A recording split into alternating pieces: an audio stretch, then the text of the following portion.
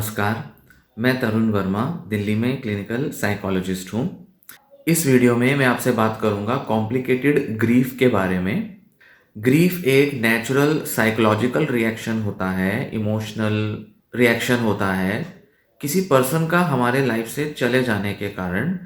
जब किसी पर्सन की परिवार में, फैमिली में मृत्यु हो जाती है, तो हमारा मन में जो इमोशनल बदलाव आते हैं और हम रिएक्ट करते हैं उस लॉस के प्रति, उसे ग्रीफ कहा जाता है।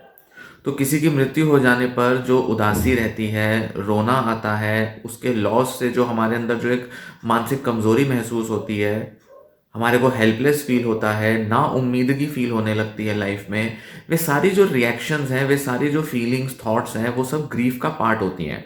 पर अक्सर क्या होता है, कुछ लोगों में करीब करीब 5 से 10% लोग जिनकी फैमिली में किसी की डेथ हुई होती है और वो ग्रीव कर रहे होते हैं, 5 से 10% लोग ऐसे होते हैं जो इस ग्रीफ से बाहर बहुत जल्दी नहीं आ पाते। आमतौर पर तो ये ग्रीफ की जो रिएक्शन है, ये कुछ हफ्तों महीनों बाद रिजॉल्व हो जाती है। मतलब पर्सन जो है अपने रेगुलर लाइफ में काफ़ी हद तक रिकवर कर लेता है और वो अपनी एक नॉर्मल फंक्शनिंग को मेंटेन करने लगता है। पर कुछ लोग 6 महीना, 1 साल या उससे भी कई लंबे समय तक उस ग्रीफ से बाहर नहीं आ पाते। हालांकि थोड़ा बहुत वो अपनी लाइफ को मैनेज कर लेते हैं, पर मोटे तौर पे वो अपने उस ट्रॉमा से बाहर नहीं आ पाते जिसमें कि उस व्यक्ति की डेथ हुई थी और उसका जो रिएक्शन है वो अभी भी बना रहता है। तो इस प्रोसेस को, इस कंडीशन को हम कहते हैं कॉम्प्लिकेटेड ग्रीफ। मतलब वह अब नॉर्मल ग्रीफ नहीं रहा, अब वो कॉम्प्लिकेट हो गया है। इस हद तक कॉम्प्लिकेट हो गया है कि उस पर्सन की जो रेगुलर जो अपनी लाइफ एक्टिविटीज हैं, मेंटल हेल्थ और जो फिजिकल हेल्थ है, वो काफी हद तक खराब हो रही है। उस कंडीशन में कॉम्प्लिकेटेड ग्रीफ आइडेंटिफाई किया जाता है। तो कुछ लक्षण होते हैं जो कि कॉम्प्लिकेटेड ग्रीफ में देखे जाते हैं आमतौर पर। जैसे कि जिस व्यक्ति की मृत्यु हो चुकी होती है, तो जो ग्रीव करता है पर्सन, वो अक्सर उनकी चीज़ों को, उनकी बिलोंगिंग्स को हमेशा अपने पास रखता है। उसको अक्सर यकीन नहीं होता कि वह व्यक्ति उसकी लाइफ से बाहर जा चुका है, तो वह उम्मीद में रहता है कि शायद वह किसी दिन व्यक्ति उसके सामने आ जाएगा, उससे उनकी मुलाकात हो जाएगी। उस लॉस के बारे में वो बहुत ऑब्सेसिवली, रिपीटेटिवली सोचते रहते हैं। मतलब कि उनका जो पूरा दिन जो है, ज्यादातर वक्त उसका केवल उस व्यक्ति के बारे में सोचने में बीतता है। उस लॉस को एक्सेप्ट नहीं कर पाते और कहीं ना कहीं ऐसा लगता है कि वह व्यक्ति आज भी उनके जीवन में मौजूद है। बहुत सारा गुस्सा भी आता है उन सब कारणों की वजह से, जिससे कि उनको लगता है कि वह व्यक्ति जो है आज उनके साथ नहीं है। एक्सट्रीम केसेस में कई बार सुसाइडल थॉट्स भी आती हैं। कई बार कुछ लोगों में बहुत कॉमन होती हैं सुसाइडल थॉट्स, कि उनको लगता है कि अब उस व्यक्ति का चला जाना उनको टॉलरेट नहीं हो रहा, अब उन्हें भी मर जाना चाहिए। इंट्रूसिव थॉट्स आती हैं उस पर्सन की और उनके साथ बिताए हुए समय की। इंट्रूसिव थॉट्स का मतलब है कि कुछ इंटरफेयरिंग थॉट्स आती हैं। मतलब आप कुछ काम कर रहे हैं और बीच में उस व्यक्ति की और उनके साथ जो पुराने पल बिताए हैं, टाइम बिताए हैं, उनकी यादें बीच बीच में दिमाग में आकर परेशान करने लगती हैं, जिस वजह से आपके काम करने की क्षमता भी अफेक्ट होती है। काम करने में बहुत मन नहीं लगता, दूसरों से बात करने में या दूसरों के साथ इंटरेक्ट करने में मन नहीं लगता। व्यक्ति अपना सेल्फ नेग्लेक्ट करने लगता है। मतलब खाना पीना, बाहर जाना, नहाना धोना और नींद खासकर उसमें बहुत ज़्यादा इफेक्ट हो जाती है, जिसमें कि व्यक्ति रात भर सो नहीं पाता कई बार।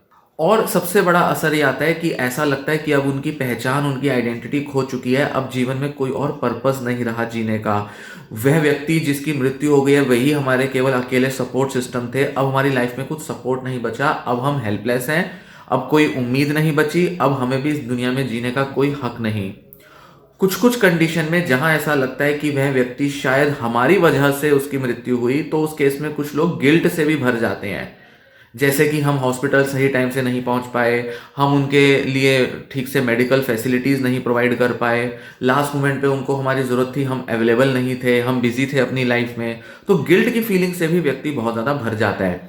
ये फीलिंग्स किसी ना किसी रूप में काफ़ी लंबे समय तक जब बनी रहें, तो वो कॉम्प्लिकेटेड ग्रीफ का एक रूप ले लेता है।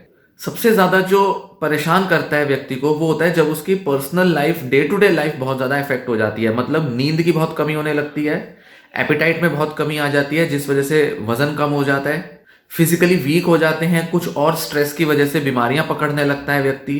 और एक सबसे बड़ी समस्या कि पर्सन अल्कोहल या स्मोक ज्यादा करने लग सकता है।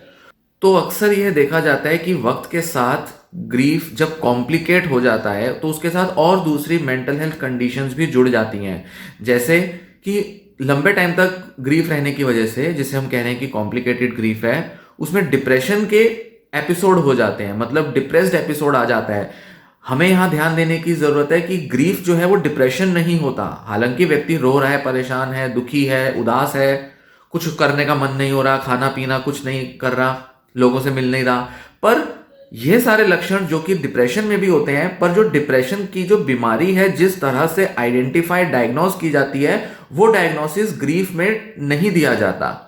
ग्रीफ एक रिएक्शन है, एक प्रतिक्रिया है किसी के लॉस की। डिप्रेशन के अंदर और भी दूसरे ऐसे सिम्टम्स आते हैं जिसकी वजह से हम ग्रीफ को डिप्रेशन से अलग रखते हैं। इसलिए कई बार क्या होता है कि कोई ग्रीविंग पर्सन होता है, मतलब जो ग्रीफ कर रहा है, शोक मना रहा है, उसे हम ये कहकर सहानुभूति देने लगते हैं कि उसे अब डिप्रेशन से बाहर आ जाना चाहिए, या हम उसे डिप्रेशन ही मान लेते हैं। वह व्यक्ति भी उसे डिप्रेशन ही मानता है, जबकि ग्रीफ एक सेपरेट, एक अलग एंटिटी है, अलग से उसे आइडेंटिफाई किया गया है, जो कि पूरी तरह से डिप्रेसिव एपिसोड या डिप्रेसिव डिसऑर्डर नहीं होता। इसलिए कई लोग इस ग्रीविंग प्रोसेस से अपने आप रिकवर कर जाते हैं, जबकि डिप्रेशन से अक्सर खुद रिकवर कर पाना लोगों के लिए बहुत मुश्किल होता है। सो ग्रीफ कुछ हफ्तों या महीनों में रिजॉल्व हो जाता है, जो कि डिप्रेशन में अक्सर नहीं होता। एक और जो बड़ी कॉम्प्लिकेशन हो सकती है मेंटल हेल्थ की ग्रीफ की वजह से, वो होता है पीटीएसडी, मतलब पोस्ट ट्रॉमेटिक स्ट्रेस डिसऑर्डर, जो कि व्यक्ति डेवलप कर सकता है कुछ महीने इस ट्रॉमेटिक एक्सपीरियंस के हो जाने के बाद। उसमें व्यक्ति को बहुत सारे नाइटमेयर्स आते हैं, इंट्रूसिव थॉट्स बहुत बढ़ जाती हैं, बहुत स्ट्रेस देती हैं जब ये पुरानी मेमोरीज और ट्रॉमेटिक इमेजेस जब दिमाग में आती हैं। इस तरह का रिएक्शन दिमाग देता है, इमोशंस देती हैं, जिससे कि एक अलग से बहुत डिस्ट्रेसिंग एपिसोड जो है पर्सन का ट्रिगर हो जाता है। सबसे दिक्कत देता है कि जब लोग ग्रीफ से बाहर आने के लिए अल्कोहल या ड्रग्स का इस्तेमाल करते हैं, उसमें एक नई बीमारी वो मोल ले लेते हैं। एक तरफ तो वो ग्रीफ था जिसको भुलाने के लिए, पुरानी मेमोरीज से दूर हटने के लिए वो अल्कोहल ले रहे थे, पर अल्कोहल अपने दिमाग में हमारे नॉर्मल इमोशनल फंक्शनिंग के साथ भी बहुत इंटरफेयर करता है, जिसमें कॉम्प्लिकेट होकर मसला इस हद तक पहुंच जाता है कि पर्सन एडिक्ट हो सकता है, क्योंकि एक तो वैसे भी जीने की बहुत इच्छा नहीं रही, ऐसे में अल्कोहल की वजह से वो अपनी लाइफ में और ज्यादा नेग्लेक्ट कर देते हैं। और जो सबसे मेजर इसकी कॉम्प्लिकेशन होती है वो ये कि सुसाइडल थॉट्स डेवलप हो जाती हैं, और बहुत से लोग सुसाइडल अटेम्प्ट कभी ना कभी करते हैं किसी लव्ड वन की डेथ के बाद। हालांकि ये जो अटेम्प्ट होता है ये हल्का सेल्फ हार्म से लेकर बहुत सीवियर सुसाइडल अटेम्प्ट तक हो सकता है, डिपेंड करता है उनकी फैमिली कंडीशन और कुछ दूसरे साइकोलॉजिकल सोशल फैक्टर्स पर। तो हम ये कैसे कहें कि कुछ लोगों में कॉम्प्लिकेटेड ग्रीफ डेवलप होता है, कुछ लोगों में सिर्फ ग्रीफ होता है, कुछ लोगों के लिए भूल जाना आसान होता है, कुछ लोगों के लिए ये भूल जाना बड़ा मुश्किल होता है। तो हमें देखने में आता है कि ये दो टाइप के लोग जो होते हैं, इनके कारण, इनके पीछे के जो फैक्टर्स हैं वो बहुत अलग हैं, जिसकी वजह से ये डिफरेंसेस अपीयर करते हैं।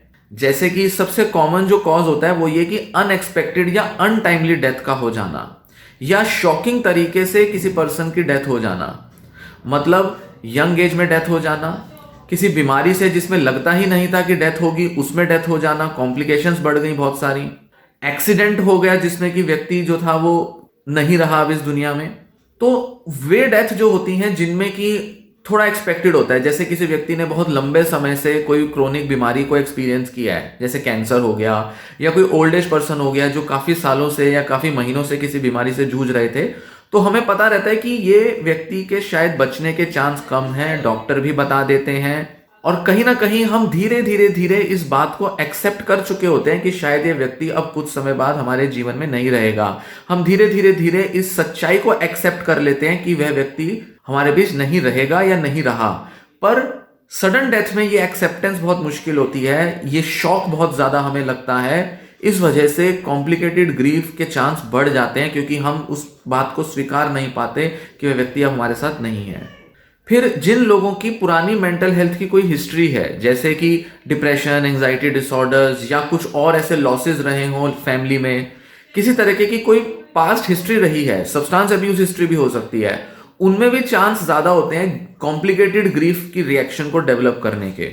तो सब्सटेंस अब्यूज की हिस्ट्री का होना, जिसमें कि व्यक्ति पूरी तरह से साउंड माइंड के साथ, हेल्दी माइंड के साथ उस इमोशन को, जो लॉस से जो आ रही नेगेटिव इमोशंस हैं, उसको प्रोसेस नहीं कर पाता, पूरा उस चीज को समझ नहीं पाता, संभाल नहीं पाता खुद को। बहुत सारी डेथ अगर शॉर्ट पीरियड में हुई है, एक के बाद एक डेथ हुई है शॉर्ट पीरियड में, थोड़े समय में, तो एक मृत्यु से व्यक्ति उबर नहीं पाया और दूसरी एक और मृत्यु हो गई परिवार में, तो उसका शॉक किसी और सिंगल डेथ के मुकाबले ज्यादा ही होता है। एक बड़ा कारण बनता है कॉम्प्लिकेटेड ग्रीफ होने का कि जब आप प्रेजेंट नहीं है उस सिचुएशन में जहां उस व्यक्ति की मौत हुई, तो बहुत गिल्ट आता है, बहुत खुद पर अफसोस आता है, गुस्सा आता है, हम खुद को कारण मानने लगते हैं उस व्यक्ति की मृत्यु का। इस वजह से भी कॉम्प्लिकेटेड ग्रीफ डेवलप हो जाता है। फिर इसी के साथ एक और भी कंडीशन हो सकती है, जब आपने रियल टाइम में उस पर्सन की मृत्यु को विटनेस किया हो, आपके सामने उस व्यक्ति की मौत हुई हो। ऐसे में उसका जो ट्रॉमेटिक इंपैक्ट होता है उन मेमोरीज का, वो बहुत स्ट्रांग होता है और हम उस पिक्चर को, उस सीन को, उस इमेज को भूल नहीं पाते। बार बार वो याद आती रहती है और हमारे को उस चीज से उबरने में हेल्प नहीं करती। तो अब इम्पॉर्टेंट पार्ट आता है कि इस ग्रीविंग प्रोसेस में एक व्यक्ति जो कि ग्रीफ कर रहा है, उसकी हेल्प कैसे की जाए, उसका ट्रीटमेंट क्या हो। कुछ केसेस में जैसा बताया कि नॉर्मल ग्रीविंग प्रोसेस में तो वो ट्रीटमेंट की जरूरत पड़ती ही नहीं है, सिर्फ सोशल सपोर्ट होना, आसपास के लोगों का मौजूद होना, इमोशनल सपोर्ट होना, या किसी किसी केस में काउंसलिंग या थेरेपी का कोई 1-2 सेशन ले लेना भी सफिशिएंट हो जाता है। थोड़ा सा नींद की समस्या आ रही हो तो कभी कभी नींद की गोली लेने से, एंजाइटी की दवा लेने से काम बन जाता है। पर अक्सर जिन लोगों में कॉम्प्लिकेटेड ग्रीफ है, मतलब लंबे समय से ये ग्रीविंग रिएक्शन हुए जा रहा है, तो उस केस में उनको रेगुलर काउंसलिंग या थेरेपी ले लेनी पड़ सकती है, जिसमें कि बेरीवमेंट थेरेपी होती है या ट्रॉमा फोकस्ड थेरेपी होती है। ट्रॉमा इसलिए क्योंकि कुछ लोगों के लिए ये ग्रीफ जो है ये ट्रॉमेटिक इमेजेस, मेमोरीज दिमाग में क्रिएट कर देता है।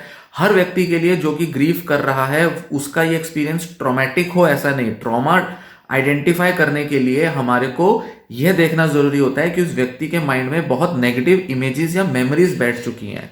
बार बार किसी व्यक्ति के बारे में सोचना, रूमिनेट करना, ऑब्सेस कर जाना, ये ट्रॉमा नहीं होता।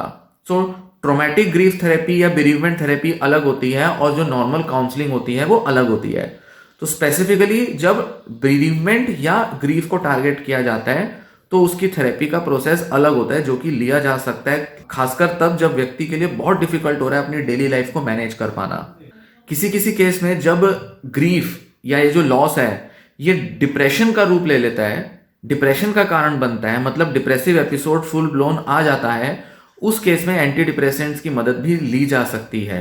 कई लोगों के लिए अपनी रेगुलर लाइफ में रिकवर करने में कॉन्फिडेंस फील नहीं होता और उनको बड़े सारे एंजाइटी सिम्टम्स डेवलप हो जाते हैं, तो उस केस में एंजाइटी मेडिकेशंस भी जरूरी होती हैं।